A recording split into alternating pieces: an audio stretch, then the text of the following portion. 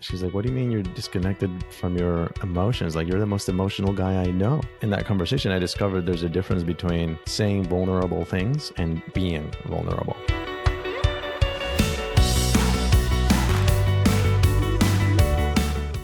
Hello and welcome to The Secret of My Success, where we explore what it means to live a fulfilling life. I am your host, Erin Curran. Today, I am joined by Cesar Rodriguez. Cesar is a men's work and relationship coach, and he has been running a digital marketing agency since 2012. He is committed to transforming the world of business from turning profits to making an impact. However, Cesar's true passion is mastery of the inner world.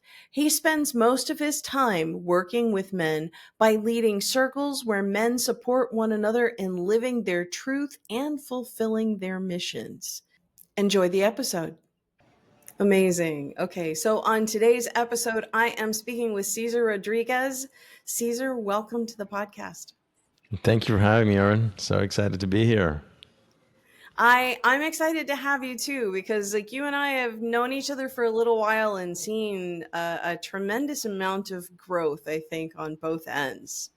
I love what you've been creating in your life. First of all, let me say where I normally start is I ask the guests on my podcast to either share a story or talk about an epiphany, maybe give us a place where you've had a paradigm shift or things just really went sideways and you had to figure stuff out. Like, what do you want to talk about today? Oh boy, paradigm shifts, huh? We'll have to do several episodes to fully dive into the paradigm shift. If I were to put it in a nutshell, I would say that, in 2020, I found myself in a place where on paper, I had everything I thought I wanted, except a romantic relationship at the time. But I thought that was okay because there was a pretty active kind of what do we call it, rotation, so to speak. I wasn't lacking connecting with women, and I was like, oh, whenever it happens, it'll happen, meaning like a long-term relationship. But I wasn't attached to that at all. But yeah, I was single and things were going well. I was about to become a self-expression and leadership program leader at Landmark. I was towards the end of my apprenticeship, in fact the very end of it, when through what I refer to as divine intervention, completely took a right turn or left turn, I guess, right? So a lot of things led up to it. It wasn't just about the things that happened, which, by the way, it was mainly two things. It was an Akashic record reading, so consultation with a psychic that coincidentally landed the day before an ayahuasca ceremony that I had already scheduled. And yeah, I just saw how disconnected from my heart and my emotions I was. That showed me the reason why I was struggling to connect deeply with a female partner romantically. And it also showed me pain that I was carrying. I discovered my inner child. Before, I thought that was just a concept. And I realized, okay, there's some inner healing for me to do. I didn't even know what to call it back then. I was just, is this what people call healing? I went on a whole exploration about what that even means. I have a really cool definition for it now, which we can get into later if you like. But yeah, I quit Landmark at that point. I realized I needed different tools to take me much deeper, because this was the biggest blind spot of my life, and no Landmark tools helped me see it. In fact, I would even say that I wasn't myself for months and nobody noticed. And yeah, connecting with that depth of myself became the most important thing for me in that moment. And it also became important for me because I knew I wasn't the only one that found themselves in that sort of place, that they acquired the things they wanted, they were doing the things they wanted to do, but still unhappy or miserable at times. People carrying emotional pain that's stuffed down deeply. So I was like, yeah, I mean, I definitely need to go through my own process first, my own journey first. And if I'm so lucky as to find a pathway, I'm really excited to share with people what that pathway is, whether that's a resource list or what, So yeah, I, funny enough, had talked to Zaina de Gaia about coming to Costa Rica. She told me she was moving to Costa Rica. I was like, I want to come too. And then she backed out and I didn't. So I came by myself, and it actually became the perfect place for me to do this exploration. Thankfully, I'm blessed to say I think it was a successful one. That's amazing.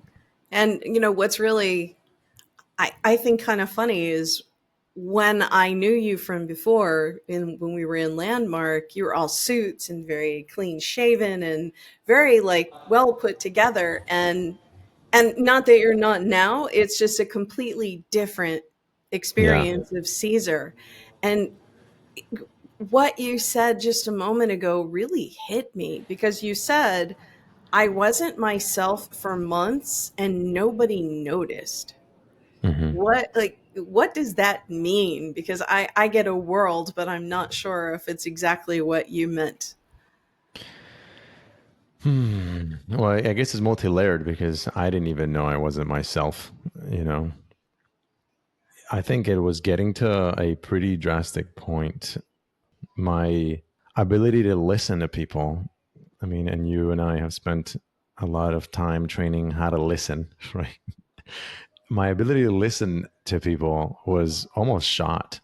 I was actually assisting on a program as a coach online because most programs were online at that time.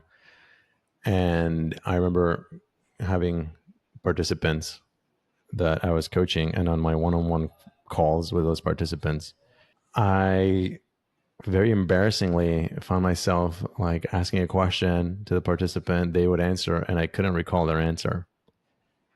And I was like, oh shit, I didn't listen. Listen, Caesar, listen to what to say. And then I would say, hey, I'm sorry, I kind of tuned out for a sec or I went on a tangent. Do you mind repeating what you said? Because I had no idea what they just said. And then I remember this one occasion specifically with a woman. She repeats her answer. It's like 1 minute. And then I'm like, I have no idea what she just said. Wow. I think, had you sent me to a mental hospital, they would probably diagnose me with something. I feel like I might have had something, but yeah, I couldn't recall what people were saying. There was something going on. That was one aspect of it. Another aspect of it was miserable, feeling miserable, yet nobody noticing. And I didn't really know even to call it misery at that time.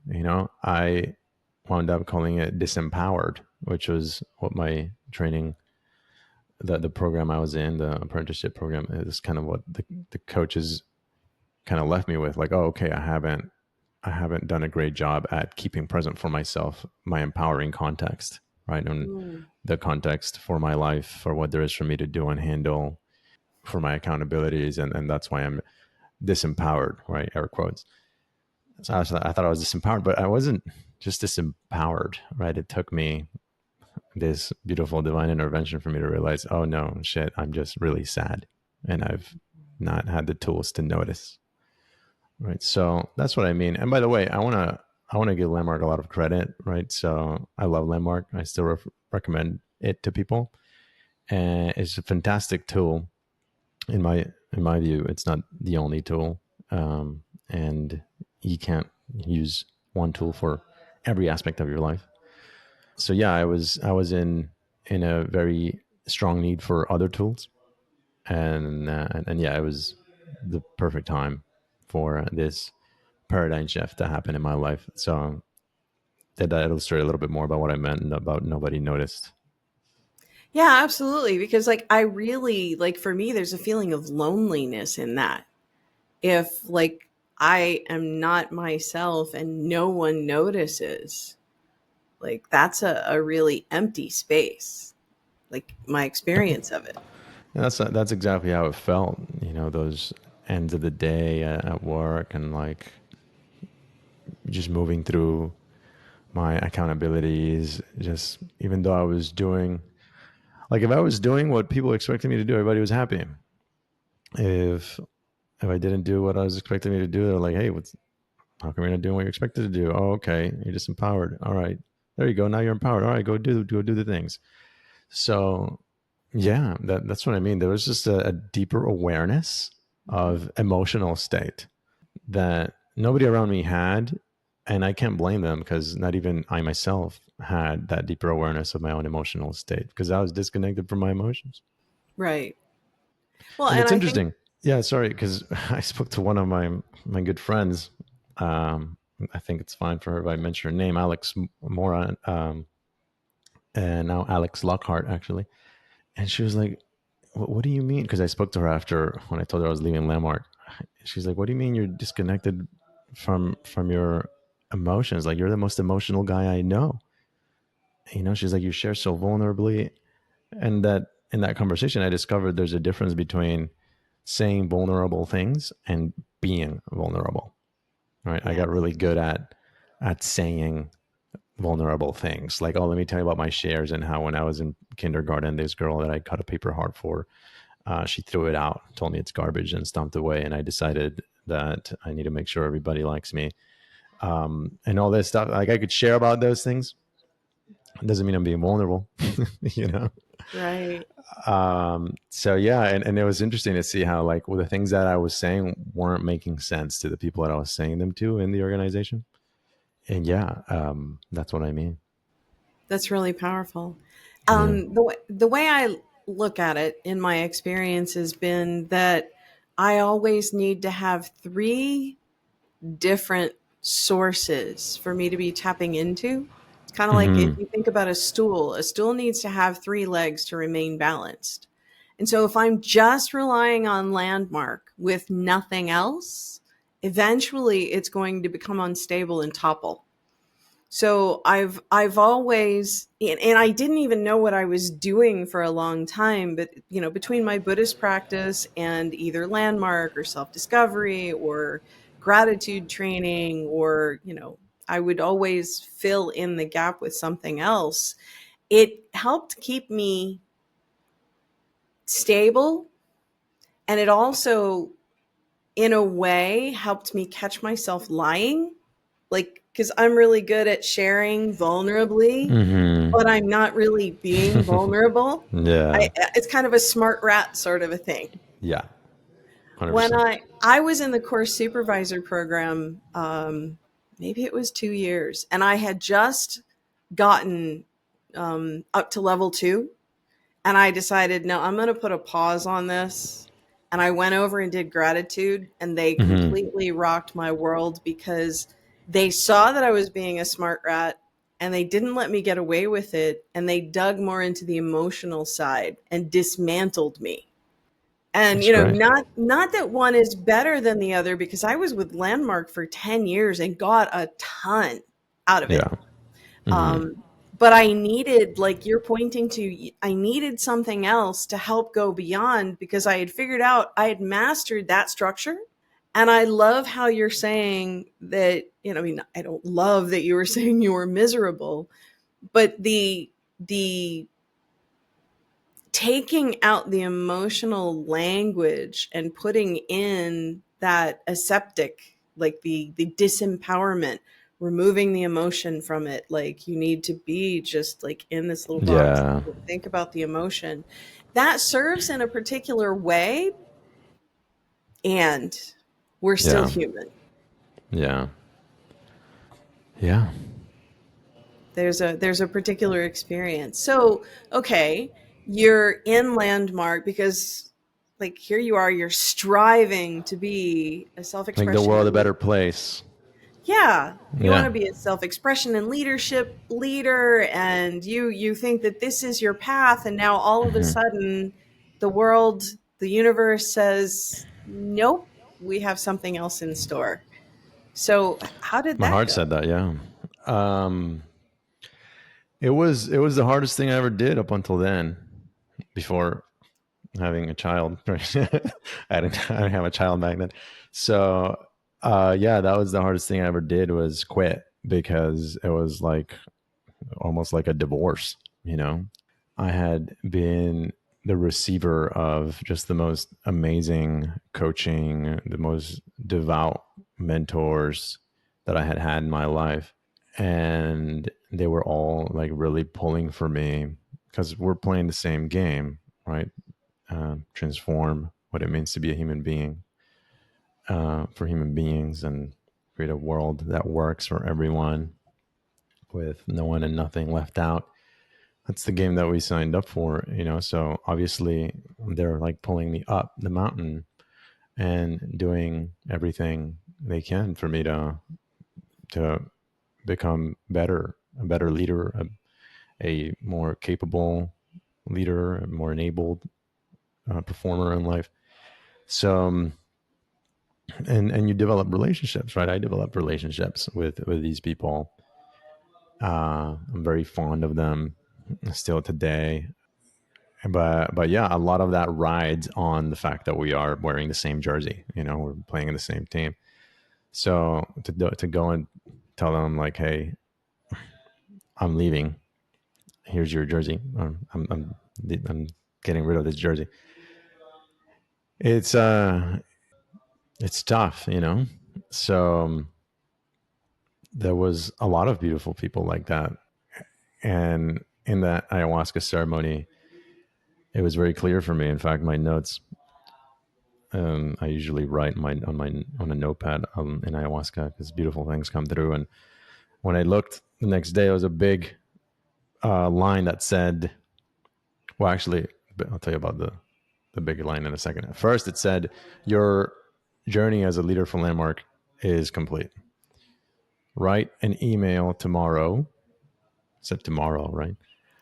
To everyone, your mentors, your accountability buddies, your apprentice buddies, to everyone, acknowledge them, thank them, and say goodbye.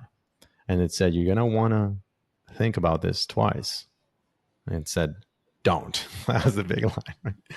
Don't think about this twice. So the next day, I found myself thinking about it twice, a lot. And I didn't send that email. And it wasn't until the following day that I finally sent the email. Thankfully, I've had a friend of mine there, Gaia. And I had asked her to hold me accountable, and she did a great job at holding me accountable. Thankfully. And I sent that email, and in that email I said, I want to have a phone call with you. So over the next 7 days or so, I had about 24 phone calls one-on-one with all of these people to hear what the impact was on them that I'm leaving, and to have it be complete. Right. So I did that. And yeah, some of those conversations were really hard. A couple conversations were really beautiful. There was one person that was like cheering on, that was cheering me on. She's like, I'm so happy. Like, I've never heard you so alive. And so that was really lovely. And yeah, it was hard. It was like a breakup. And not just breaking up with one person. 24. At least. Those are the 24 Yeah. that Those are contacted the you. ones that kind of like I'm accountable to. We're working on things together. Then there's like the community. And yeah, some of those conversations I still haven't had. So you're listening to this. I'm sorry. I love you. We're still friends, I hope. Awesome. Wow. That's Yeah. really powerful. To I hear that you really got related to something that was so deeply planted in your soul. Like your spirit, your essence. Like this is what was calling out to you. And then we still want to second guess that because we want to hold on Mm-hmm. to the comfort and to the Yeah. safety and to the known. Yeah. So how was that process then? Like you send out this email, you have these 24 conversations. Now what? And then walk into the abyss. You know, I had the last conversation. Actually, it was a beautiful experience. I had the very last conversation with the person who's the center manager in Florida. That was my last one. That was the toughest one. I love him. And and I hung up that call. It took a lot for me to stick to my guns in that conversation. And when I stuck to my guns, and I had to say to him, like, look, I don't know that I'm making the right choice. Mm. And a lot of what you're saying might be right. I might be resisting my leadership. You might be right about all the other points you made. I don't know. All I know is that this feels like the right thing for me to do, and I'm gonna go with that. And that was it. He actually like really respected that. He's like, okay, you're gonna go with that. I totally get that. And I hung up that call, and I remember I was in Biscayne Bay in Miami. No, in Bayfront Park, and I'm on the grass there, and I'm like, did I just throw away everything I've been working towards for the better part of a decade, and like this incredible support structure that I had in my life, and like this whole thing, like did I just make a terrible choice here? And I find myself like questioning, right? And this takes me to a lot like one of these stories that logic, if you look at it through a logical perspective, doesn't quite do it justice. But it's a quick flashback here in that ayahuasca ceremony. I remember at one point I was in the private room. It was dark. There was only like a Himalayan salt lamp, and I'd been crying. So I'd come back from crying, and my eyelashes are still like wet with my tears, right? And through my tears, I could see like the light of the lamp, like almost make a rainbow. It's like I could see a rainbow in the little wetness of my tears and my eyelashes, and it made me feel really beautiful in that moment, uh, because it made me think of my mother. After I had that Akashic record reading, I had told my mom that I asked this woman like, "Oh, how do you know what my guides are saying? You're telling me what my guides are saying. How come I don't hear them? Where are they?" And she was like, "Well, they're always there. You just can't hear them because you're disconnected from your emotions." And I was like, "Oh, okay." And when I told that to my mom, she's like, I know when my guides are talking to me. I'm like, "Oh yeah, mom, how do you know?" I was so tickled by that, because my mom was like a nun. She says, "I know because I see a rainbow." I'm like, "Oh wow, that's beautiful." You know, that when you see a rainbow, you realize that your guides are talking to you. So there I was in that ayahuasca ceremony the following day, having gone through like some big process, a big emotional process, and I see the rainbow, and it makes me think of my mom and the guides and all of that. So anyway, there I am in Bayfront Park, and I'm like, if I could only get some sort of a sign or something that I made the right choice, that would be great. And suddenly, and this happens a lot with people, like if you've done ayahuasca or plant medicine several times, sometimes you can tune into that frequency even without the medicine, but there's usually like an afterglow. Sometimes you're still receiving like downloads even after. So anyway, at this point, I think it was either right before Christmas. I think it was like the 23rd of December. I had the ayahuasca on December 19th. So suddenly it's like a download comes in, and it's like, look, there's no such thing as a right path, right? Life isn't an already laid out path for you to follow, right? My thought was like, it's so true. What would be the joy in that, right? Like some predetermined path, and we just got to walk that predetermined path. No, life is a creation. Mm. And if you ever see these things that you call signs, like it's just your soul telling you that there's deep resonance there for you, right? Mm. And I was like, oh wow, well, that's beautiful. Thank you. I wrote that down actually in my Evernote. And then it's middle of daylight. I look up at the skyline, and between two buildings, there's like a straight line rainbow, like between the ceiling of it's like this rainbow, like a different shape. Never seen like anything like that before. And I'm like, oh my god, there's a rainbow.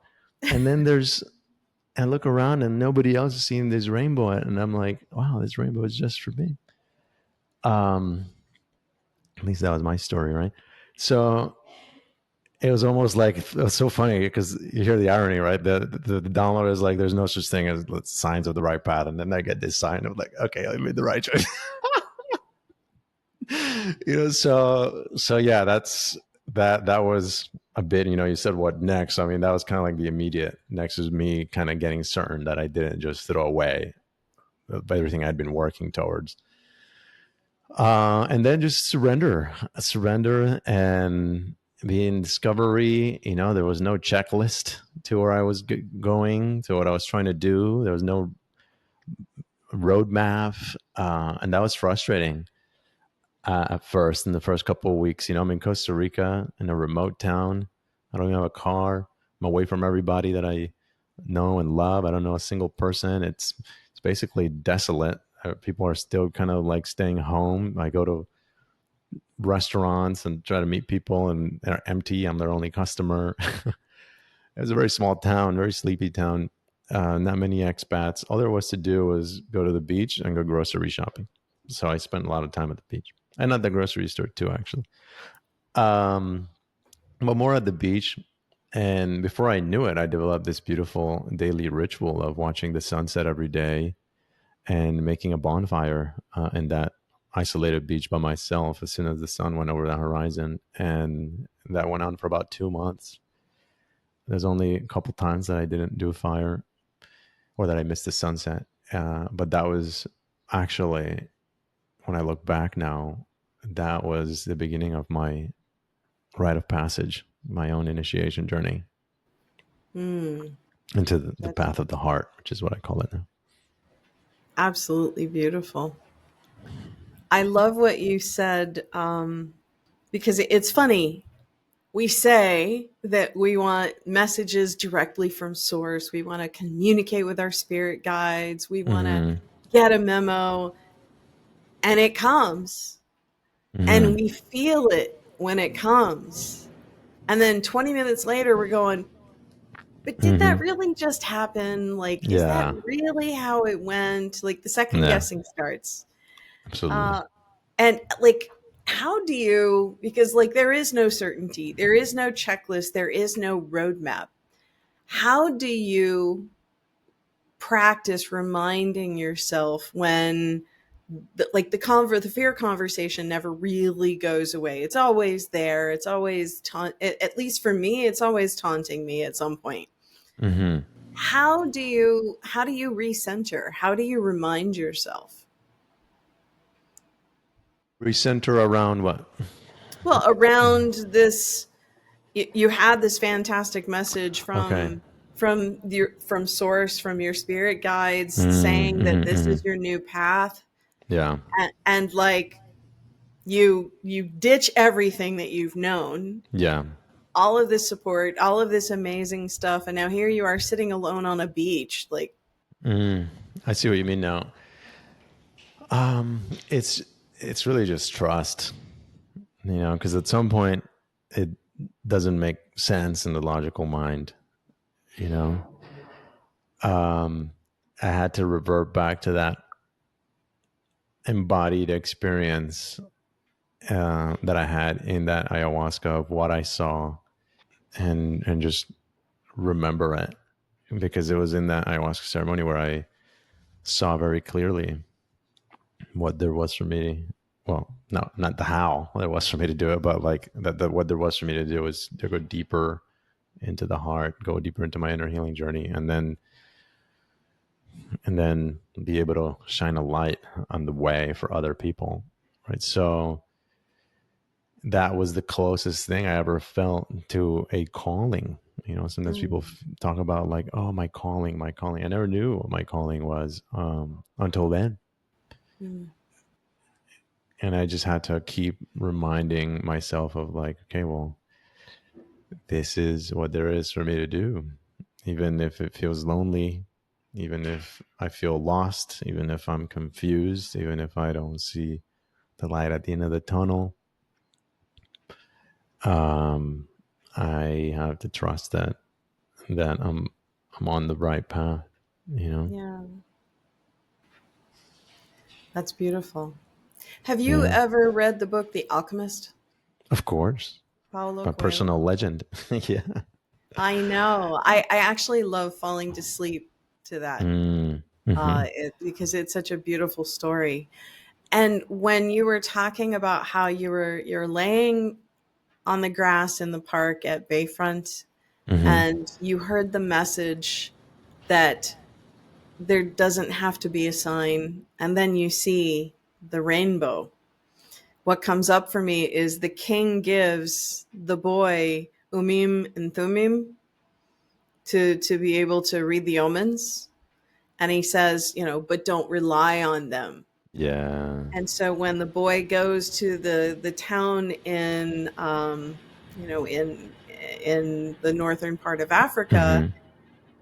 at like very early in his journey, he pulls the stones out to be able to read the omen, and then he realizes after that he didn't need them.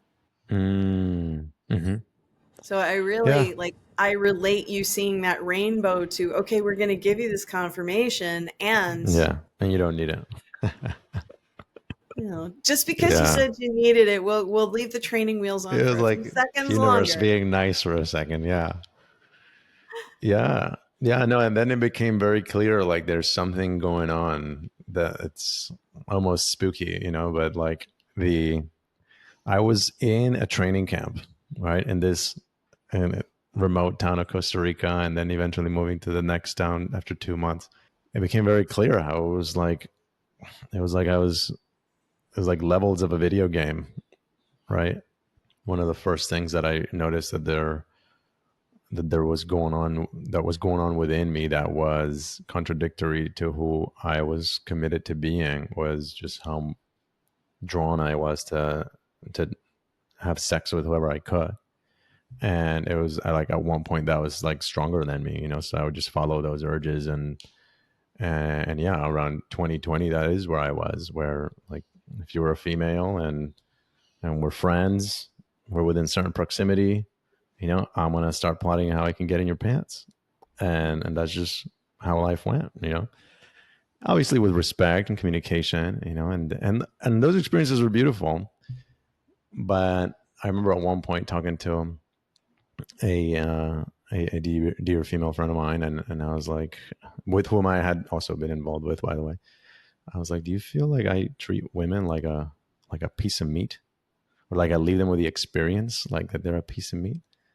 And she just looked at me, gave me like this blank face. It's like she didn't want to say yes, but she didn't say no. So that was enough of an answer, and I was like, oh fuck, wow. It's like somehow I became the guy that at 15 years old in high school I never wanted to become, because I had fallen in love with this one girl that she would look for affection in the wrong places, and she was depressed, and guys would take advantage of her emotional vulnerability. And I was like, wow, I never want to be that guy, which led me to actually stay virgin until like 23 years old. Because I wanted it to be like real and love and commitment, and it was when that finally happened. But then fast forward till what, 32 years old, and I'm 36 now, and yeah, I'm just like putting it wherever I can, you know.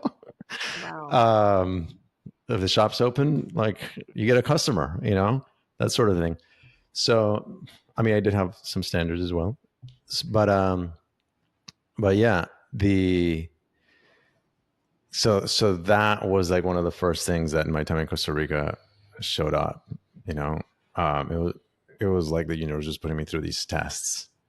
For example, like the villa that I stayed at, it's like a small villa. It was like a 2 unit villa. Like, so the people that were next door to me sharing the same little building was these two college girls that were really hot. Um, and I would see them walking in their G-string thongs to the pool. They'd walk right in front of my glass doors as I'm trying to work, right? Because they're on vacation. There I am trying to work remotely. It's the only thing I didn't quit was my business. And I would find myself so distracted, like just like I couldn't even focus on my work. And then I remember one day I was like, it was like 3 o'clock, and I'm like, all right, screw this, I'm done working, and I just go to the pool to introduce myself to my old Caesar act.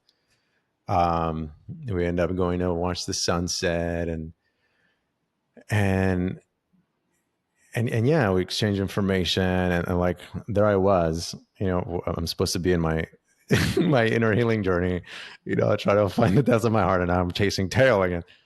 Um, and we had a nice time, and then we're like, okay, yeah, let's hang out again sometime. And then I send them a message, and like they just ghosted me. Um, and I could still hear them next door. It's a funny thing. Like for the next 2 days, I could still hear them next door, but they wouldn't answer my text. So I was like, that's interesting. This is not usually how it goes. um, and a friend of mine was like, Cesar, maybe just go inwards, and those were very wise words. So I went inwards. Um, and there was the next level and the next level. I mean, we could spend the rest of the time talking about this, but it was like my redirection of my energy. Kind of, this is what was the universe was training me in. The last level, I'm being housemates with a beautiful woman friend that I met who just likes to be nude around the house, and she like sunbathes naked. We had this epic house with a pool, um, on a hill overlooking the ocean, and like she just like sunbathes naked there. And yeah, by the end of my time there, like that didn't really phase me. She might as well be wearing clothes. Wow. So yeah, it was quite a. I mean, that was my individual journey, right? I'm not saying that everybody Yeah. needs to go through that, and that's just a piece of it. So Right.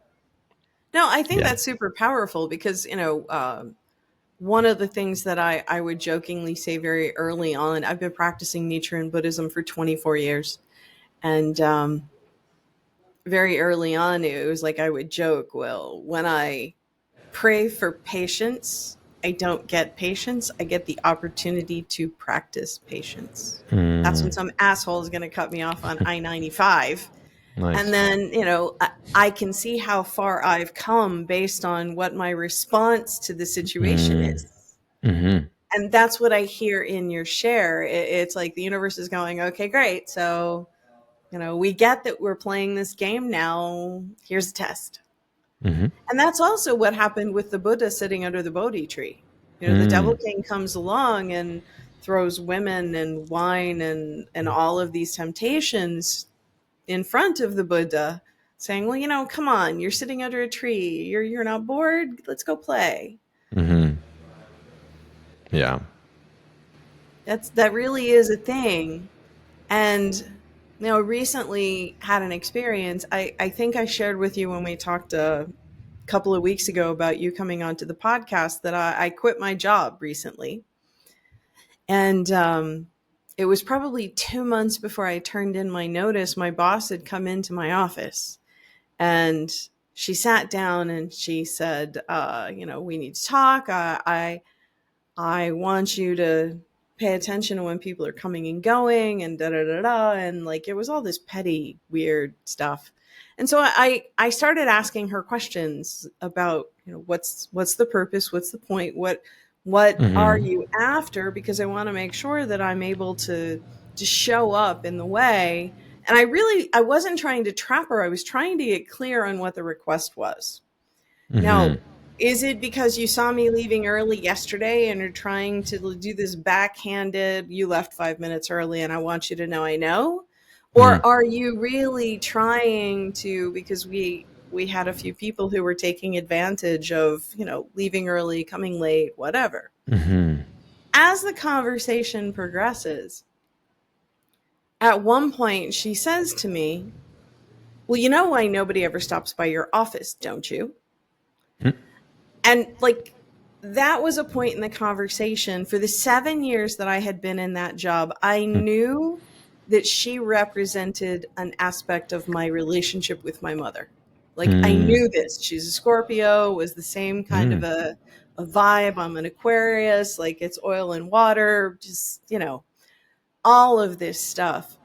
In that moment, when she said that, I had this flashback to being 12 years old, 13, freshman in high school. And I remember coming home. We had just moved from Fort Lauderdale to Gainesville halfway through my freshman year. been in Gainesville 2 months. I feel like I'm in the middle of fucking nowhere. And my life is over, this little tween girl. And my mom comes into my room as I'm crying and she's like, "What's the matter? How can I help you?" And I'm like, "Oh, nobody likes me. I don't have any friends." And my mom says to me, "Aaron, you don't have any friends because you're such a bitch." Mm.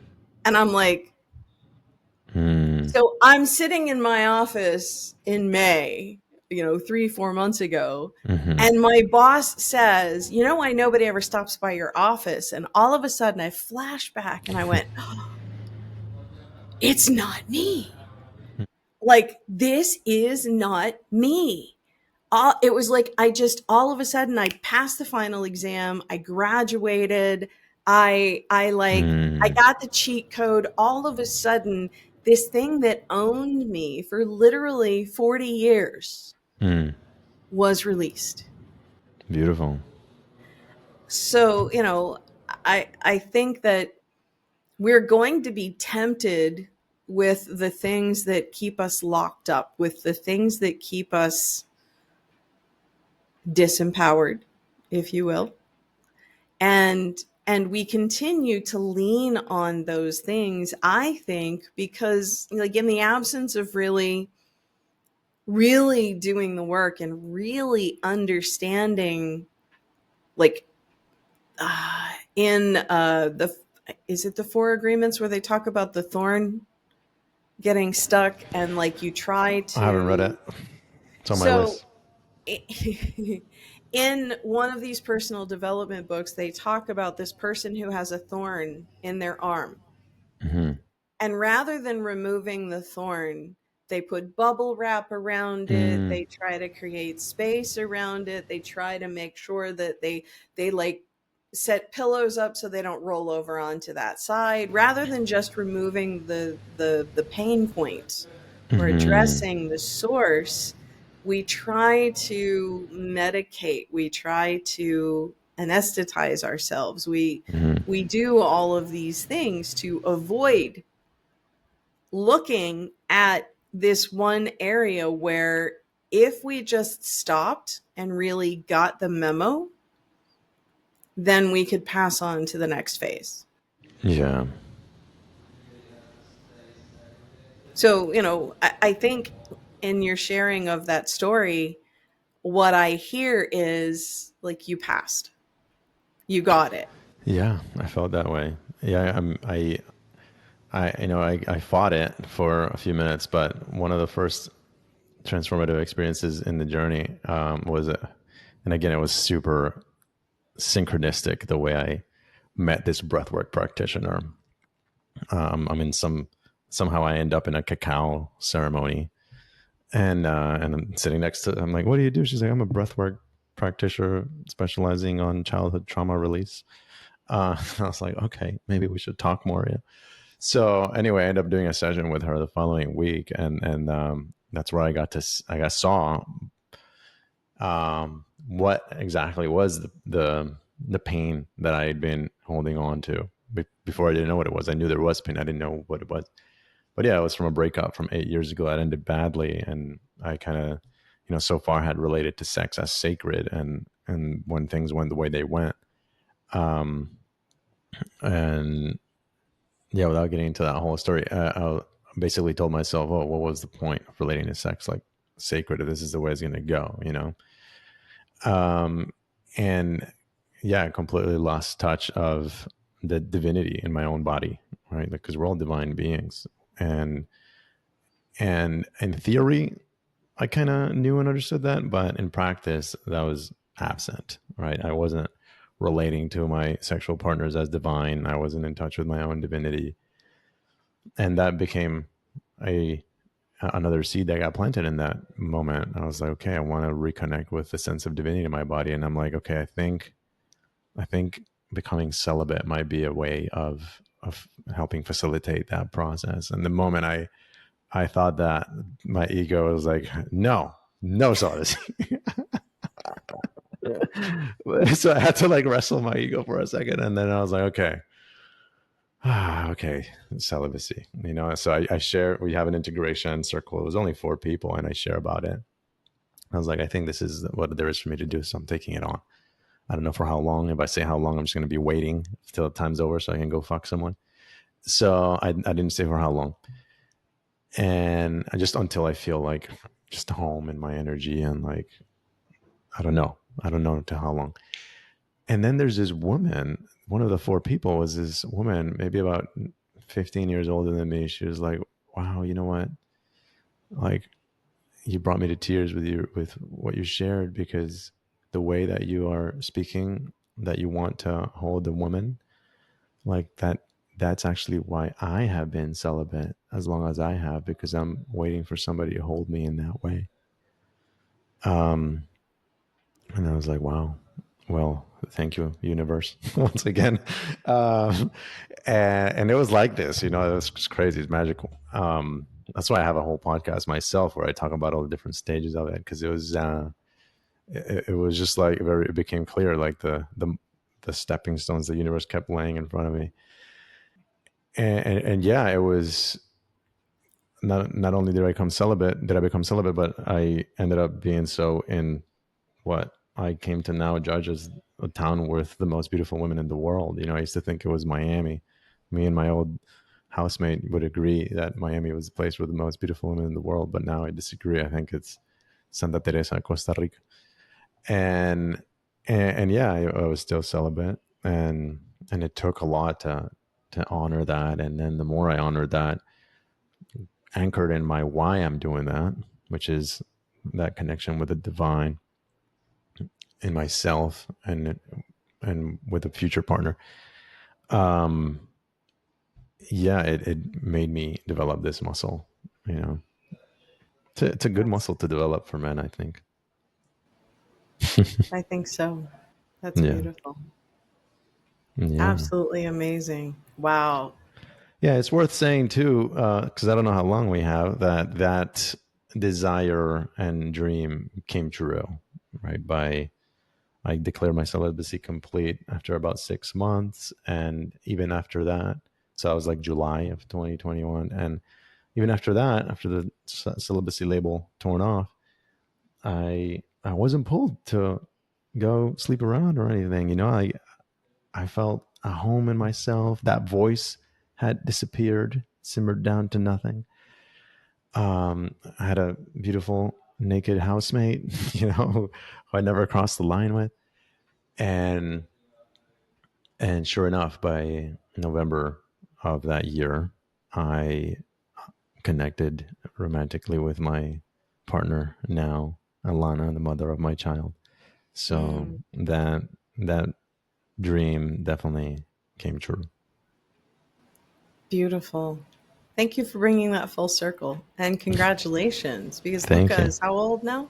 He's gonna be 2 in Halloween. Wow. Yeah. Absolutely amazing. Congratulations. Thank you.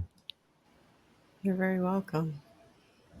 So yeah, we kind of have been a lot of places. It probably is like if I think we could talk for probably another hour, uh, but it would probably be a good place for us to start to wrap up.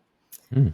What would you like to say to the listening or viewing audience? What would you like to leave them with as Hmm. a advice or a thought? Sure. Hmm. You see what wants to come.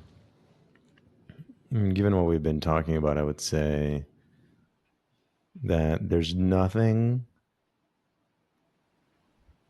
more important than your truth. And if you're someone who really wants to embrace the truth of yourself, the truth of who you are, you got to be willing to put everything on the chopping block, you know, or the way I like to say it, throw it all in the fire. That's literally how I also describe my journey. It was like stepping into the fire, and everything's just going to burn down to ashes, and it's going to be so messy. But once the fire subsides amidst the ashes, you'll find your truth. Really powerful. Wow. Yeah. That's absolutely amazing.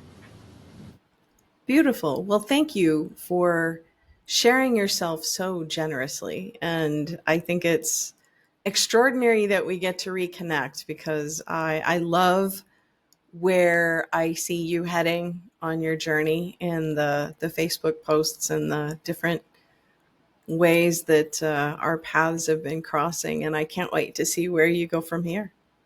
Oh, thank you. Same from me. I love that you're doing this. I love that you're creating a platform that people can come and share from their heart, and a place where listeners can come and be inspired. So thank you. You're very welcome. And thank you once again for tuning into The Secret of My Success, where we explore what it means to live a fulfilling life. I am your host, Erin Curran. Until next time.